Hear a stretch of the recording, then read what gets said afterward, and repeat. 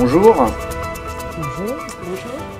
L'expérience client, finalement, lorsqu'elle est perçue par le client, elle est perçue de bout en bout de son parcours. Et évidemment, ça dépend de beaucoup d'acteurs à l'intérieur de l'entreprise. Et aujourd'hui, nous allons évoquer ensemble comment finalement dépasser les silos internes à l'intérieur de l'entreprise pour mieux servir le client. Et autour de moi, pour évoquer cette question, nous allons l'évoquer avec l'entreprise Raja, qui est élue service client de l'année 2017. Et j'aurai autour de la table Gwen Rio, qui est directrice du centre de la relation client, ainsi que Isabelle Novara, qui est directrice marketing, et Michel Haddad, qui est directeur e-commerce. Et je vais commencer par Gwen Rio. Gwen Rio, pouvez-vous présenter en quelques mots les métiers de Raja? Raja est une société d'emballage, de distribution d'emballage en Europe aujourd'hui, 60 ans d'existence.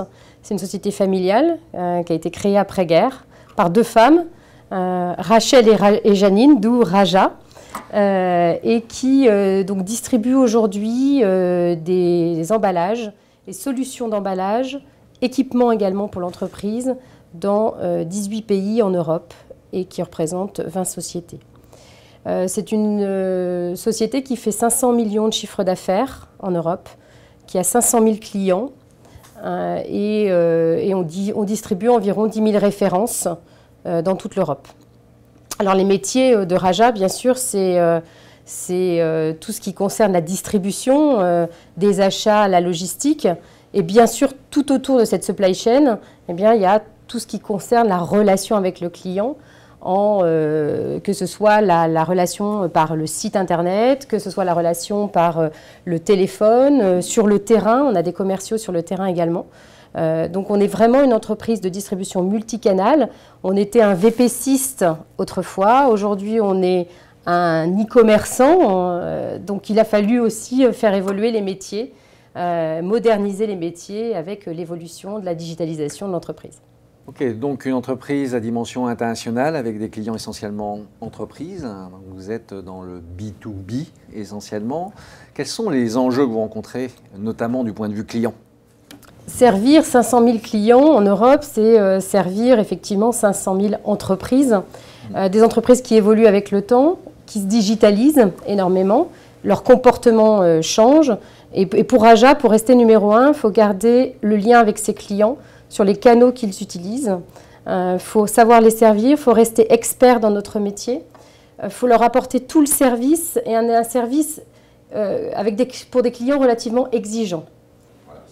L'enjeu, c'est de fidéliser ces clients entreprises qui sont des clients exigeants. Il faut essayer de fluidifier au maximum le parcours client pour que l'expérience du client soit vraiment de très très bonne qualité sur tous les canaux.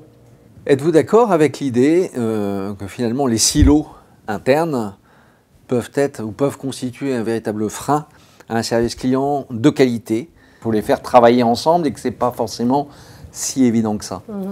Une entreprise a tendance à fonctionner en silo. C'est vrai pour Raja, c'est vrai pour toutes les entreprises. Donc il faut vraiment, si on veut apporter de l'agilité aux clients, de la rapidité, de l'efficacité, il faut vraiment apprendre à travailler ensemble. C'est un apprentissage, ça suppose des efforts, ça suppose des actions pour mieux travailler ensemble, se coordonner pour vraiment créer ce parcours sans couture pour nos clients. Qu'avez-vous mis en place pour finalement faire en sorte que les services clients collaborent et fassent en sorte que la satisfaction client devienne pour elle un objectif partagé? Forcément par une communication importante, par de la coordination aussi au-dessus, mais ça passe par des sujets, on travaille vraiment ensemble sur des sujets pointus ou des sujets précis. Par exemple, on va travailler sur la satisfaction, ça fait des années qu'on travaille sur la satisfaction client. Une fois par mois, on se retrouve avec plusieurs métiers, que ce soit la qualité, la logistique, le marketing, la relation client, les services commerciaux grands comptes. On se retrouve tous autour d'une table et on essaye de regarder les points d'amélioration qu'il faut apporter au parcours client, à la satisfaction de nos clients, basé sur, bien sûr, l'étude des réclamations de nos clients. Et ça, déjà, ça apporte une certaine cohérence. On travaille ensemble. On travaille également, on a commencé un atelier extrêmement intéressant avec Isabelle au marketing et Michel à l'e-commerce sur tout ce qui est parcours client. Si on veut vraiment que notre parcours soit fluide, il faut qu'on travaille chacun dans nos équipes de façon très coordonnée. Pour l'instant, on travaille juste nous trois, mais c'est une initiative qu'il faut qu'on diffuse vers nos équipes. Nos équipes travaillent déjà ensemble sur plein de sujets avec l'e-commerce. J'ai une équipe qui s'occupe de tout ce qui est relations clients plus web, plus digital. Et effectivement, on travaille de façon très coordonnée avec l'équipe de Michel. Les métiers du marketing sont essentiels dans la relation avec vos clients, notamment dans la fidélisation. Comment travaillez-vous avec la relation client concrètement pour améliorer cette expérience client ? On travaille main dans la main avec la relation client. On a maintenant, depuis un certain temps, vraiment construit une collaboration déjà fluide, un bon échange entre nous, entre directrices et également au sein de nos équipes. Concrètement, on travaille en amont sur la construction du plan d'action commerciale pour qu'il soit bien relayé sur tous les canaux. Donc, et le téléphone est un de nos canaux principaux dans la relation avec les clients. Il y a également, bien sûr, le web, donc le e-commerce. Et on travaille, donc, cette coordination, cette construction du plan d'action commerciale se fait également avec Michel Haddad et la direction e-commerce. Donc ça, c'est, on va dire, l'élément clé pour que chaque équipe se l'approprie bien et soit bien relayée au quotidien dans la relation avec les clients. Donc ça, également, plus un travail de fond sur le traitement des verbatims et des remontées clients. Donc, la voix du client. C'est exactement ça. Donc la voix du client, c'est important au quotidien et c'est bien aussi quand on prend du recul, quand on se dit finalement quels sont les éléments qui ressortent. Gwen en parlait tout à l'heure sur la satisfaction client. On a un comité de satisfaction client qui effectivement repose sur l'étude des réclamations clients, mais également les remontées clients, donc la voix du client est traitée lors de ces comités de satisfaction. Donc concrètement, voilà les points clés dans le travail de nos différentes directions autour du client. Et avec les autres métiers, c'est-à-dire que par exemple quand on parle de verbatim, ça peut concerner plein d'autres métiers. Est-ce que vous les faites partager? Est-ce que vous les communiquez ces verbatim? Oui, tout à fait. Effectivement, en fait, les verbatim, nous en avons plusieurs, et notamment des verbatim qui nous viennent du web, beaucoup, puisqu'aujourd'hui, on a une analyse à chaud de la satisfaction avec Ecomi, donc les avis clients en ligne, où on en extrait effectivement ce qui remonte le plus fréquemment. On a également typiquement des enquêtes post-panier, donc, où là, les clients à chaud nous disent s'ils ont été contents de leur parcours sur le site web, donc avant d'acheter. Donc ça, effectivement, on échange, on compile ces verbatim, on voit ce que ça donne de manière un peu plus macro et on échange avec les directions concernées autour de la voix du client.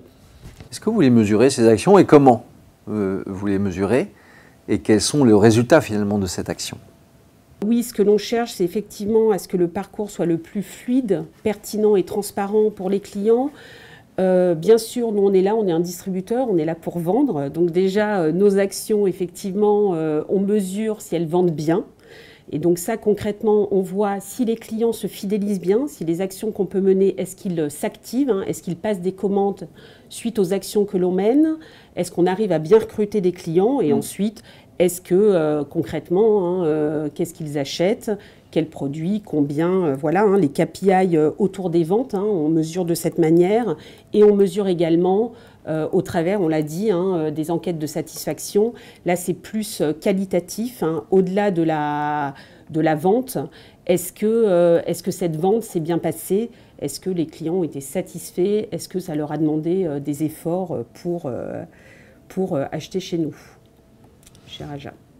Michel, Isabelle a évoqué le fait qu'elle travaillait avec vous. Vous êtes en charge du e-commerce, c'est une fonction essentielle finalement dans la relation avec les clients et surtout pour une entreprise de vente à distance. Quels sont pour vous les ingrédients qui sont nécessaires à la fidélisation client? Alors bien sûr, aujourd'hui, il y en a plusieurs, mais chez Raja, on se concentre sur 2 axes principaux pour la fidélisation client. Le premier, c'est la personnalisation. Évidemment, la personnalisation de la relation client qu'on peut avoir sur l'ensemble de nos canaux. Sur le digital, par exemple, on s'adresse aujourd'hui à différentes tailles d'entreprises, différents secteurs d'activité, etc. Et bien évidemment, l'internaute, lorsqu'il arrive sur le site Raja, il s'attend à avoir un discours qui est personnalisé, un contenu qui est personnalisé, qui correspond à son profil, à son parcours, à ses habitudes d'achat, etc. Le second axe, c'est la cohérence, donc la cohérence toujours dans la relation et dans le discours qu'on peut avoir avec le client, la cohérence dans ce qu'on exprime sur la marque. Raja, c'est la marque sur le catalogue, c'est la même marque sur le site web, c'est la même marque dans la relation qu'on peut avoir au téléphone ou sur le terrain, et ça doit se refléter dans les valeurs qu'on communique sur Internet, et ça c'est fondamental pour la fidélisation. Comment travaillez-vous avec ces métiers, marketing, relations clients, mais d'autres, pour que la perception client soit de haut niveau, constante et durable dans le temps, pour favoriser la fidélisation à votre marque? La communication. Aujourd'hui, c'est je dirais le facteur clé de réussite dans la rupture de tous ces silos qu'on a dans l'entreprise, c'est la communication entre les différents services, les différentes directions, les différents départements. Alors, on a mis en place évidemment plusieurs types de réunions, plusieurs types de comités qui réunissent tous ces métiers autour de la problématique et de la stratégie client. On utilise aussi des outils collaboratifs en interne. On a mis en place récemment un réseau social d'entreprise qui permet d'échanger des informations au sein de toute l'entreprise, mais aussi qui permet de travailler en mode projet sur des problématiques très précises et concentrées. Et bien sûr, la descente de l'information et la remontée de l'information, que ce soit du terrain vers les directions métiers ou des aspects un peu plus stratégiques vers les équipes commerciales est fondamentale. Michel, vous parliez de fidélisation client, mais au fait, Isabelle, vous êtes directrice marketing, hein, et j'imagine que cette collaboration interne est extrêmement importante pour fidéliser vos clients. Oui, la fidélisation, c'est un de nos objectifs majeurs chez Raja, mais bien sûr comme dans beaucoup d'autres entreprises. Donc aujourd'hui, pour bien fidéliser les clients, c'est essentiel, vraiment clé de bien collaborer au sein de nos directions. Donc tout d'abord pour partager la vision 360 du client. Également pour que le parcours client soit, Gwen le disait, hein, sans couture, vraiment qu'il soit fluide, quel que soit le canal par lequel il passe. Et également, on a besoin de travailler ensemble pour arriver à mieux personnaliser cette relation client, et on sait que c'est clé pour bien les fidéliser, les garder le plus longtemps possible. C'est bien, vous êtes aligné effectivement avec Michel qui parlait de la personnalisation également. C'est un de nos enjeux à nous et à tous au sein de l'entreprise aujourd'hui. Gwen, après avoir écouté Isabelle et Michel, finalement, en fin de compte, quels enseignements vous tirez finalement de l'importance de faire travailler ensemble des services différents avec une même vision partagée de l'expérience client? On a parlé de cohérence et Michel a parlé tout à l'heure de communication. Et je pense que vraiment la communication, c'est la pierre angulaire de toute l'expérience client à un bon niveau. Donc effectivement, il faut travailler ensemble, il faut créer des occasions de travailler ensemble, mais aussi des occasions de discuter de façon formelle, de façon informelle. Il faut qu'il y ait du fit, c'est encore mieux. Et c'est ce qui se passe en fait dans cette équipe d'abord de direction et ensuite ça transparaît sur nos équipes. L'envie de travailler ensemble, l'envie de partager, c'est parce qu'aussi on est entouré de professionnels de qui on apprend continuellement. Et ça, c'est vraiment bien parce qu'on continue de se développer, on continue d'apprendre, on continue de faire en sorte que cette entreprise, elle progresse, elle se développe. Et je pense que tout ça, ça donne encore plus d'agilité, de professionnalisme. Et si c'est fait dans la bienveillance, ça fonctionne super bien. C'est ça, je pense, la recette idéale. Alors sur ces enseignements, effectivement, on comprend bien que le lien humain est extrêmement important parce que ça joue ce rôle de ciment qui font justement que les services arrivent à travailler ensemble avec une même vision. Mais comment une entreprise qui travaille avec 18 pays, sur 18 pays, peut-elle arriver à prolonger ce lien humain jusqu'à l'international? Alors, d'abord, on a un point commun, c'est que Danielle Capel-Marcovici, qui est la fille de la fondatrice et la PDG de notre entreprise, à la tête de ce groupe, apporte la même voix dans tous les pays. Déjà, ça c'est le premier point. Le business model, il est exactement identique dans tous les pays, en tout cas dans toutes les sociétés Raja. On a intégré aussi des sociétés comme Morplan, récemment en Angleterre, ou comme Welcome Office, qui est un pure player de toutes les fournitures de bureaux. Sampac également, qui avait un business model beaucoup plus terrain, moins VAD que Raja. Et pour autant, il y a une philosophie, il y a des valeurs partagées dans l'entreprise. Ça, c'est très important. Ensuite, on a l'occasion, 2 fois par an, de tous se regrouper pour des séminaires de direction avec tous les directeurs de toutes les filiales. Ça aussi, ça crée du lien. On comprend, chacun présente les enjeux de son pays, les success stories, les challenges qu'ils ont pu avoir à gérer. Et ça donne vraiment de la visibilité, ça donne vraiment de la compréhension des problématiques de chacun et peut-être de l'entraide aussi. Beaucoup de pays se regroupent et travaillent sur des problématiques communes. Il y a une notion de culturalité, je veux dire qu'on a tous le même business model, mais Raja, le groupe Raja laisse chaque pays s'adapter à sa culture. D'ailleurs, la première chose que l'on fait quand on met une entreprise en place et qu'on la crée ex nihilo, c'est qu'on met un centre de relations clientèle. On pourrait très bien avoir un centre de relations clientèle européen, multilingue. Non, on choisit d'être proche de nos clients. Ça, c'est la première chose pour être dans la culture du pays, de connaître ses clients, de respirer presque le même air que ses clients, de comprendre les problématiques des clients à un moment donné dans le pays. Et ça, c'est important. Quand on parlait de proximité, de personnalisation, on ne peut pas personnaliser aussi bien si on fait du one-to-many. Il faut, comme dirait Michel, il a dit « think global, act local ». Voilà. Et c'est vraiment ça que l'on fait chez Raja et ça fonctionne vraiment très bien. Et pour finir, finalement, quels sont les conseils que vous donneriez à une entreprise pour qui ça devient un sujet majeur de faire collaborer ensemble les services internes sur une vision partagée de l'expérience client? Je pense que la première chose à faire, c'est que les directions travaillent bien ensemble. Le point sur lequel on travaille en ce moment avec Michel, Isabelle et également le directeur commercial grand compte sur le parcours client, c'est vraiment d'essayer déjà de se coordonner, travailler sur les mêmes sujets ensemble, apporter chacun son éclairage de professionnel, s'amuser aussi ensemble, se divertir professionnellement et pour apporter une meilleure expérience et d'être créatif. Et ensuite, c'est faire en sorte que nos équipes aient des opportunités pour bien travailler ensemble. Et c'est un petit peu de temps. Moi, je travaille dans la relation client. On parle de production, on est en production, on absorbe des flux de nos clients, on donne un service à nos clients. Et il faut sortir parfois les gens, nos collaborateurs, de cette activité très prenante pour pouvoir réfléchir ensemble, différemment, et que chacun ait de son éclairage. Ça, c'est important et on arrive vraiment bien à le faire ici. Écoutez, merci à vous tous et bravo encore à Raja pour avoir été élu service client de l'année.